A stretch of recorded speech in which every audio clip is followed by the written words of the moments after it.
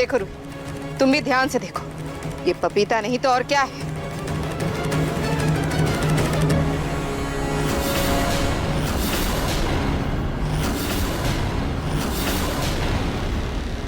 जूही, तुम्हें पता है ना पहले भी घर में पपीते के नाम पर कितना बवाल हुआ है, फिर भी तुमने जूही को पपीता खिलाया। तुम उसके बच्चे को नुकसान पहुंचाना चाहती हो, ठान लिया है क्या तुमने?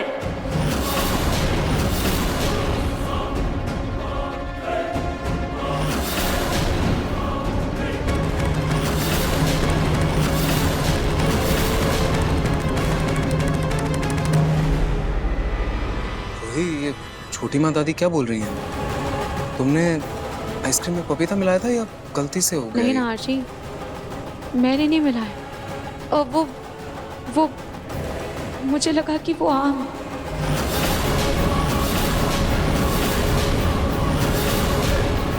आम है? रूही, आम का सीजन चल रहा है क्या? और तुम कब से किचन में संभाल रही हो सारा काम, तुम्हें आम और पपीते में फर्क पता नहीं चलता क्या?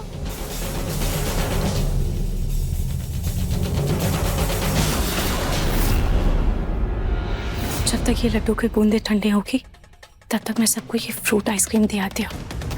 जूही तो इसे देखते ही खुश हो जाएगी।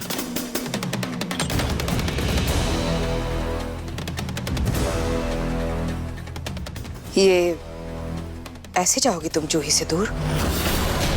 रूही, अगर वादे का मान ही नहीं रखना था तो तुमने वादा किया ही क्यों? सॉरी मम्मी जी, वो जूही का खाने का बहुत मन था इसीलिए मैंने ये बना दिया। पर कोई बात नहीं, आप इसे लेकर जाइए, मैं यहीं रहती हूँ। ये अच्छा है ना? रूही, तुम्हें क्या लगता है कि जूही को पता ही नहीं चलेगा कि ये सब कुछ तुमने किया है? चुपचाप यही खड़ी रहो।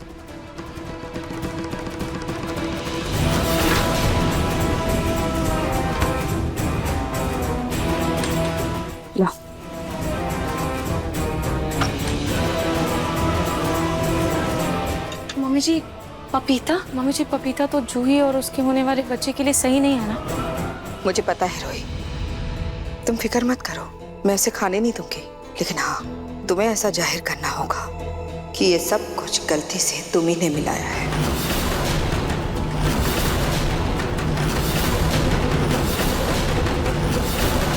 सॉरी जूही, वो फ्रिज में पपीते काट कर रखे हुए थे तो मुझे लगा कि आम है और मैं सबके लिए फ्रूट आइसक्रीम बना रही थी और मैंने खुद चक्कर भी देखा था, पर वो मैंने ध्यान नहीं दिया। और वैसे भी मम्मी जी ने तो देख लिया ना, और तूने वो आइसक्रीम खाया भी नहीं।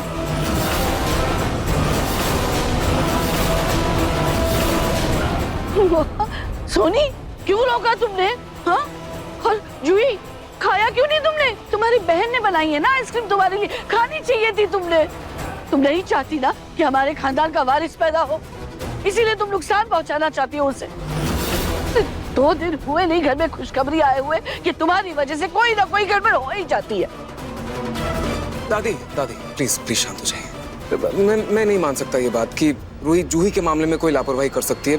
गलती से हो गया होगा, प्लीज आप शांत हो जाइए। हाँ जी, वो मुझे बहुत थकान हो गई है, शायद इसीलिए मेरा ध्यान नहीं गया होगा और ये हो गया होगा।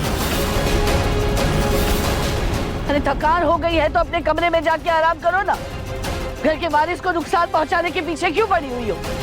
देखो रूही बेटा, इतने सालों बाद इस घर में बच्चे की किलकारियां गूंजने की ख्वाहिश पूरी हुई है। प्लीज जूही पर एक्स्ट्रा ध्यान दो ना। जी बाबा जी।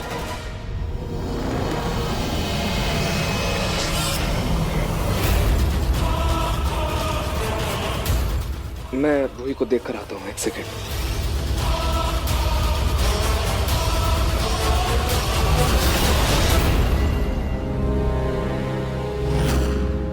माँ जी, आपको क्या लगता है ये सब कुछ रूही ने जानबूझकर किया होगा या उसकी लापरवाही थी? सोनी, इंसान के ना 2 चेहरे होते हैं, एक वो जो वो सबके सामने दिखाता है और एक वो जो वो किसी को नहीं दिखाता। अब रूही भले ही जूही के लिए खुश नजर आ रही हो, उसकी भलाई की दुहाई दे रही हो, लेकिन पता है ऐसे लगता है जैसे कहीं ना कहीं अंदर है ना वो जल रही है इस बात को लेके कि उसे वो सुख नहीं मिला जो उसकी बहन को इतनी जल्दी मिल गया। नहीं नहीं नहीं माँ जी, मुझे ऐसा बिल्कुल भी नहीं लगता। अरे आप देखिए ना, रूही अपनी बहन जूही से कितना प्यार करती है। मुझे नहीं लगता कि रूही कभी अपने बहन के बारे में ऐसा सोच भी सकती है। अगर ऐसी बात है तो फिर मंदिर में बाबा ने वो बात कैसे कही? वो तो रूही को जानते भी नहीं है ना। फिर उन्होंने ये कैसे कहा कि रूही की ही परछाई जूही के होने वाले बच्चे के लिए खतरा है? और देखो ना, अब तक एक के बाद एक इतने सारे हादसे हो चुके हैं, लेकिन मैं भी क्या ही बोलूं। अगर दोनों बहनों को समझाने जाऊंगी ना तो वो जूही ही सबसे पहले तलवार लेकर अपनी बहन के बीच बचाव के लिए खड़ी हो जाएगी। सच कहूं सोनी, अब तो ऐसा लगता है कि बच्चे पे बुरा असर ना पड़े, इसलिए चुप रहना ही बेहतर है। आप बिल्कुल ठीक कह रही हैं माँ जी। अब दोनों बहनों के बीच हम क्या ही बोल सकते हैं, छोड़िए।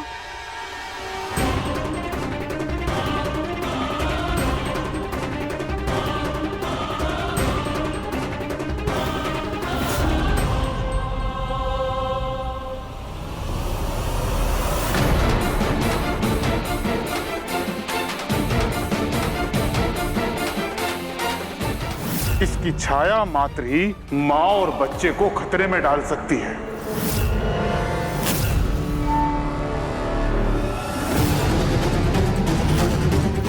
ये क्या है रूही? तुमने ये आइसक्रीम में पपीता क्यों मिलाया है? क्या सच में रूही की वजह से मेरे होने वाले बच्चे को खतरा है? आराम से, आराम आराम से। रूही, तुम क्या कहूँ तुम्हें, बिना अपना ख्याल रखे ऐसे घर के काम करती रहोगी तो बीमार तो पड़ोगी ना तुम, थकान हो जाएगी ना तुम्हें। इसलिए अब से नो काम, सिर्फ आराम, ठीक है? सिर्फ आराम करोगी तुम। और रूही, नीचे जो कुछ भी हुआ वो गलती से ही सही। आई मीन, मुझे तो अभी भी यकीन नहीं है कि तुम्हारी वजह से जूही और उसके बच्चे को कोई तकलीफ होने वाली थी, बट स्टिल तुम समझ रही हो ना? ना हर्षी, मैं बहुत थक गई हूँ, थोड़ा सा आराम करना चाहती हूँ। हाँ रूही, सो जाओ, चलो आंखें बंद करो और सो जाओ, कुछ मत सोचो, ठीक है? हाँ मिश्रा जी, हाँ हाँ, एक सेकंड, सो जाओ, आंखें बंद, आ रहा हूँ। हाँ बोलिए ना। हाँ हाँ,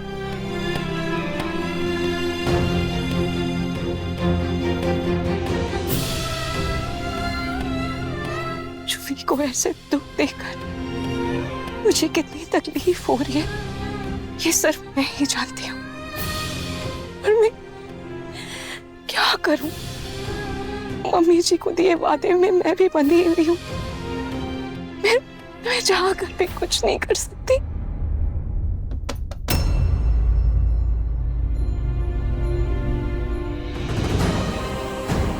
रूही, रूही, मुझे पता है कि तुझे अपनी गलती का पछतावा है, पर इसमें रोने वाली क्या बात है?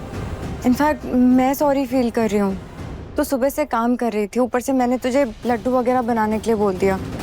काम का इतना प्रेशर था तो हो गई होगी गलती।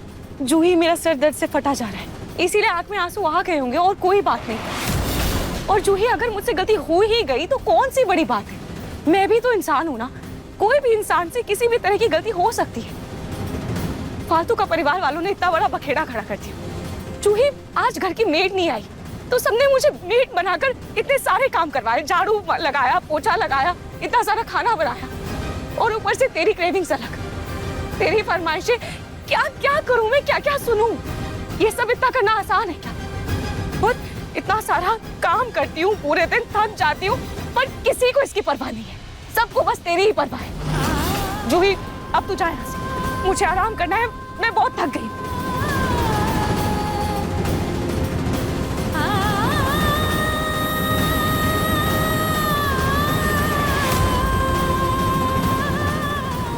रूही कितनी भी थकी हुई क्यों ना, उसने आज तक मुझे इस तरह से जवाब नहीं दिया। आखिर बात क्या है? क्या रूही वाकई में परेशान है या फिर सच में उसको मेरे होने वाले बच्चे से जलन हो रही है?